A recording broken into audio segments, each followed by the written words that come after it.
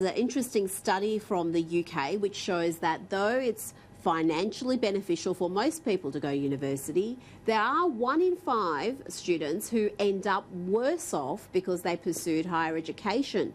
The Boris Johnson government has vowed to do something about these low-quality courses, and some of the findings of this study that's been commissioned by the Department of Education are fascinating, Jack. We'll have a look at a couple of the results here. For women, the financial gains of studying creative arts and language are close to zero. Men studying creative arts subjects are projected to lose £100,000 compared to their counterparts who do not go to university. So you're £100,000 down because you went to uni. And not surprisingly, medicine brings in an extra £340,000 for women, economics £270,000 and £260,000 for law. Any surprises there, Jack? There's lessons there certainly for Australia because we've got plenty of junk degrees on offer right here. Yeah, and definitely. And this data actually reminds me of the Productivity Commission report, which assessed universities over about a 10-year period.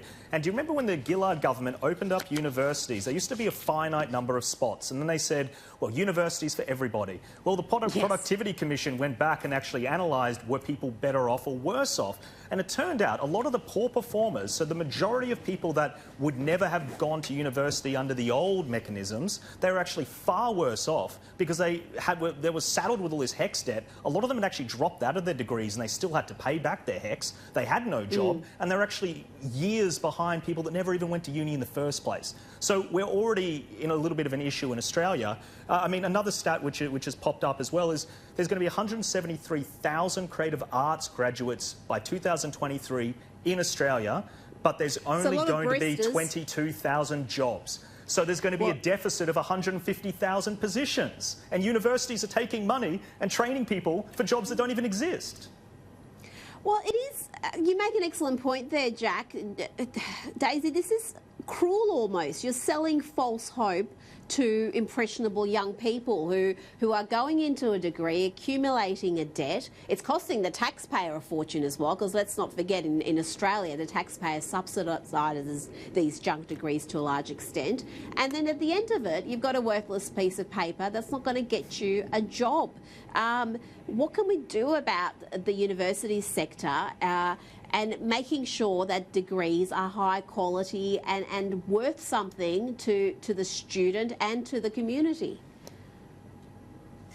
Well, I think, Rita, that this kind of information that's been uncovered in the UK about, degrees and what you'll actually gain and what you'll lose from doing them should absolutely be being presented to school leavers, year 11 and 12 students. I mean, I'm so sure Jack can attest to this. Our generation, the millennial generation, were told relentlessly, follow your dreams, you can do whatever you want at university, fly high, etc., etc., etc.